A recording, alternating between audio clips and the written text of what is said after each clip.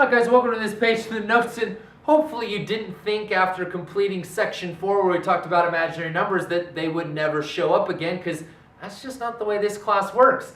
So the last little wrinkle we're going to kind of look at here when it comes to completing the square in order to factor a quadratic is going to be what happens when you wind up with a complex solution. So let's just go ahead and jump right into this, and we'll kind of refresh your memory as we run through these problems. I will write this though, hopefully you remember from section 4, that I is equal to the square root of a -1, and I squared is equal to -1, right? So we're going to need both of those things here as we do these quadratics. All right. I'm going to complete the square, and I know I'm going to complete the square because 10 is not a perfect square, so move it to the other side.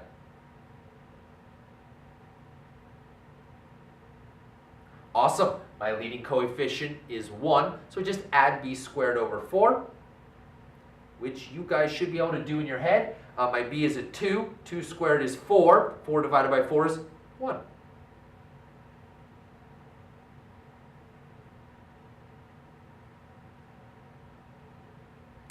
X and X. 1 is, this one's, I know sometimes you don't sort of think of it as 1, but 1 is a perfect square because 1 times 1 is 1. And so I need two numbers that multiply to 1 and sum to 2, which of course would be a +1 and a +1.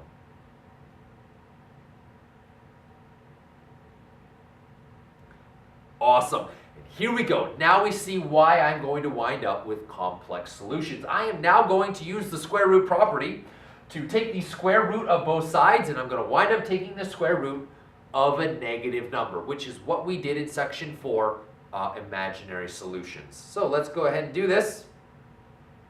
Sorry, I'm taking the square root of both sides, which means I'm going to have plus or minus the square root of a -9. Let me write it out for you this first time just to kind of refresh on how section 4 worked. I'm going to split this up into 9 times a -1.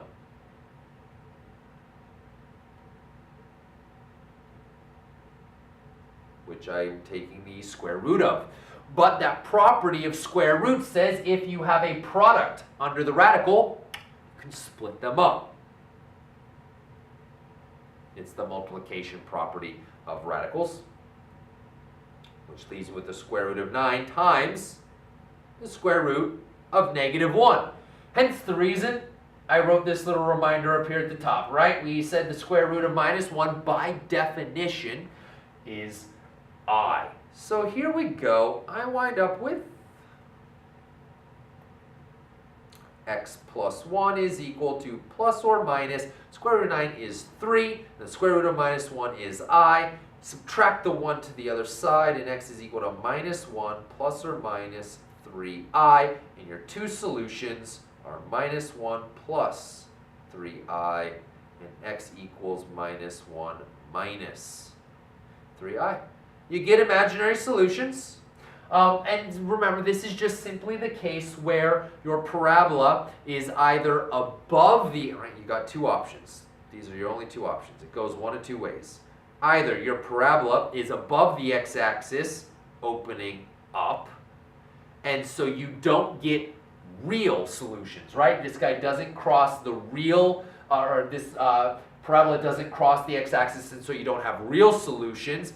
But it does have imaginary solutions, and these would be them. Or your other option is your parabola is opening down. It's below the x-axis and opening down. Again, your parabola doesn't actually cross the x-axis, so you don't get real solutions, but you instead would wind up with imaginary solutions. And we should be able to quickly tell which it is. My leading coefficient is positive, which means my parabola has to open up. So that means I got this one, right? My parabola is above the x-axis, it's opening up, and I don't have real solutions because my parabola won't ever cross the x-axis, but I wind up with imaginary solutions to this quadratic instead.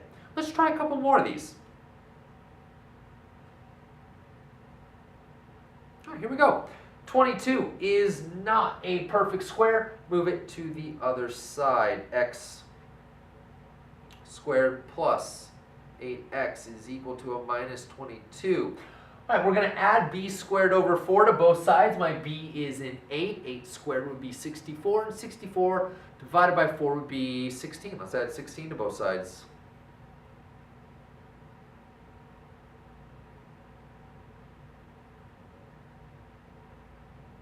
Nice.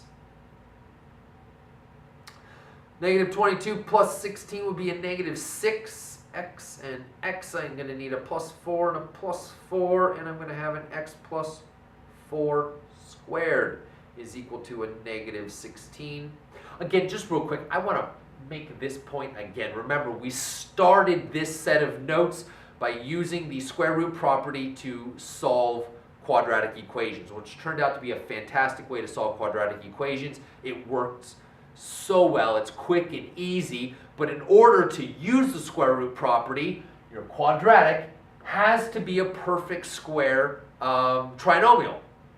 And so what we found was that sometimes we wind up with something that's not a perfect square trinomial, and so we're using this method of completing the square to take something that is not a perfect square trinomial, we force it to be a perfect square trinomial so that we can then use the square root property to solve the quadratic, which is a great property to use. It's so easy.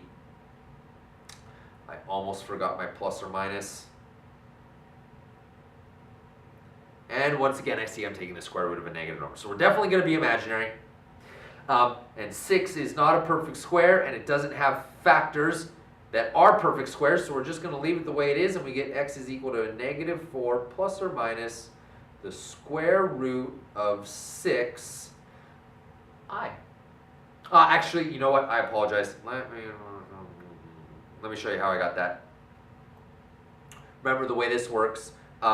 X plus 4 is equal to plus or minus the square root of 6 times a negative 1, which means you have 4. X plus 4 is equal to plus or minus the square root of 6 times the square root of a negative 1, and there we go. You get x is equal to a negative 4 plus or minus the square root of 6, and the square root of minus 1 that's our definition of I. Awesome. All right, in the future, now that I've shown you that twice and we've kind of reviewed from section 4 how that works, I probably won't show you again. I'll just go straight from here to my answer, because you probably should be comfortable with that by now, especially after doing the homework and stuff like that. Yeah, 2 is not a perfect square, so we're going to have to add b squared over 4 to force it to be a perfect square. But before I do that, I got to move the 2 to the other side, and there we go. Now I add my b squared over 4 to both sides, because algebra says whatever you do to one side, you got to do to both sides. 2 squared is 4. 4 divided by 4, so we're going to add a 1. Awesome. That gives me a negative 1. Need a plus 1 and a plus 1.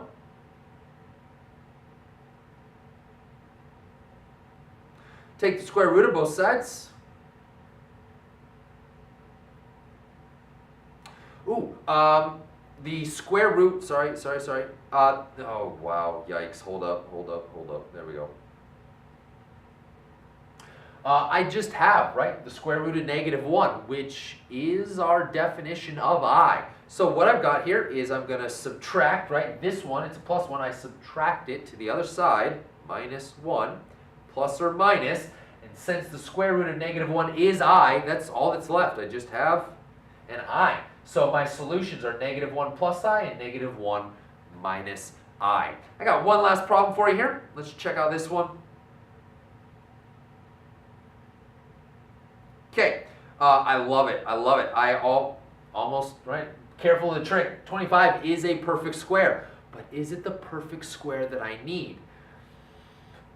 It's not. It's the wrong perfect square. Negative 6 squared would be a positive 36, and 36 divided by 4 would be 9. I don't want 25, I need a 9. So let's get rid of it.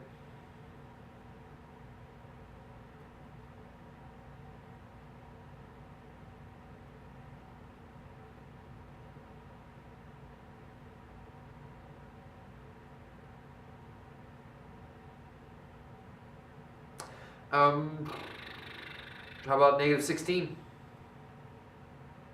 And I'm going to need a minus 3 and a minus 3, and I'm going to get a quantity x minus 3 squared. And I got to take the square root of both sides.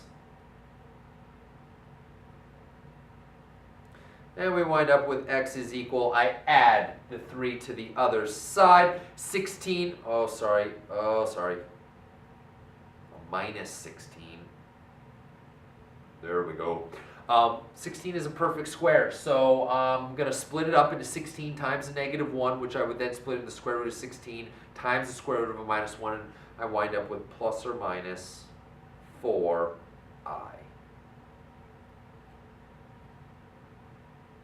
So my two solutions would be x equals 3 plus 4i and x equals 3 minus 4i. Guys, that takes care of this method, which in our list is option number 5, method number 5 of completing the square. And I have thrown just about everything I can possibly throw at you when it comes to completing the square. So hopefully at this point you are very comfortable with using the method of completing the square to solve a quadratic equation. Thank you so much for joining me in this set of videos. Like I said, completing the square is maybe one of my favorite things that we do in Algebra 2. I love this method for factoring, and hopefully you had a good time with it as well. Thanks for joining me. I'll see you guys next time.